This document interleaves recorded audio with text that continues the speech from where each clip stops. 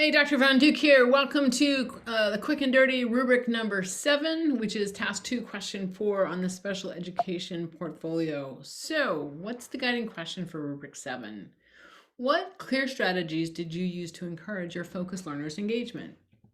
And what does this relate to? Well, in rubric 2, you drew on your students' prior learning. In fact, on task 1, question 2, you would have explained quite well the student's prior learning experience, their cultural assets and personal assets as well in questions 2 and 3 and so forth. In rubric 7, you're going to draw on that information and what you put in rubric 2 on their strengths, interests, and needs to talk about how you attached and maintained engagement with your student by drawing on those areas. So to get a score, the short version of this is, a 1, of course, is on the video they see students that are passive or out of control. Be careful if somebody's walking through your lesson with an out of control kid, for instance, you need to explain in rubric 6 and in rubric 7 that that is not your student or your lesson if something like that were to occur.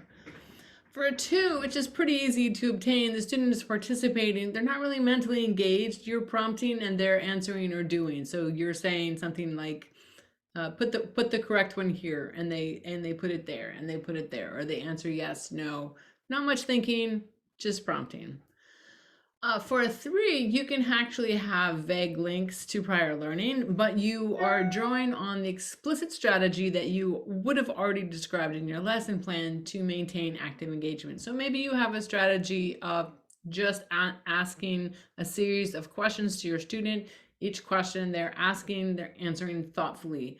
You're obviously setting the pace. The focus learner can't move ahead unless you ask the next question or the next activity, but they're thinking and they're engaged. So that's a 3.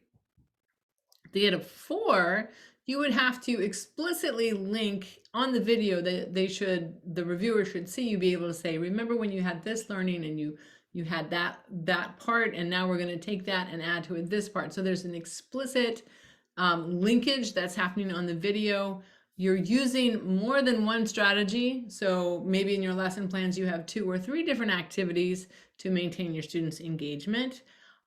If it's kind of repetitive, basically the same thing, but the pacing might be good, but it's still repetitive, that'll drop you back to a 3. So that's why I recommend that you have at least one more strategy that you highlight. The pacing should be good. Ideally for a 4, the focus learner can move forward on their own. So they're not waiting on you for the next step. They can take the next step or the next 2 or 3 steps on their own. So they have some control over the pace. And you've added cultural and personal assets, so to get to a 4B. So what I just said there is adequate for a 4, but if you wanted to solidify your 4 and move on to a 5, you would also, to give a rote example, if you have, say, a Hispanic student, and you can draw on some Spanish words if that's important to that student in his community, say he's a recent immigrant, and you draw on some of that into your lesson, then that's adding those personal assets, cultural assets. A personal asset would be like an interest the student has. For a 5, you're really putting control more into the hands of your students. So they're initiating questions on their own. You might be asking them questions, but they have follow-up questions that you are give them the space and time to ask, and then you answer.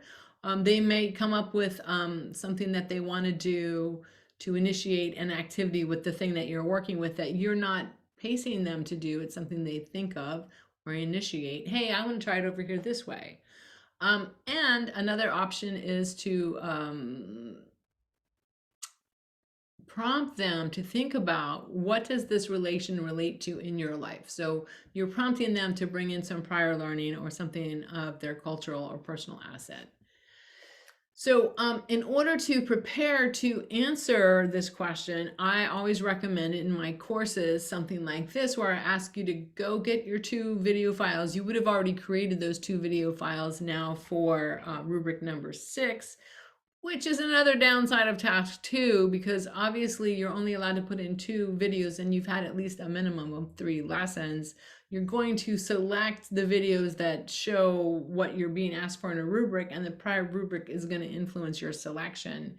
So that's why I always say bank your points in task 1 because you have less control over task 2. But you're going to go into those videos and you're going to timestamp areas where you engaged your strategies to engage your learner. You're going to timestamp areas where you drew on the student's prior learning or their cultural or personal assets. You're going to notice any place where the student initiated a question or an activity, and examples of pacing, especially where the student's pacing, either that the pacing of your lesson is good, even though you're pacing it, or places where the student took the next step and the next step without you prompting them.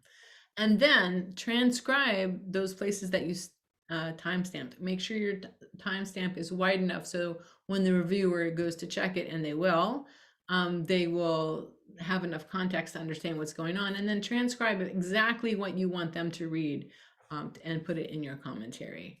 Now, when you go to write this up, I have some sentence starters here, and I typically have a draft document that looks like this. So to get a 3, you need to use explicit strategies. You'd have a timestamp.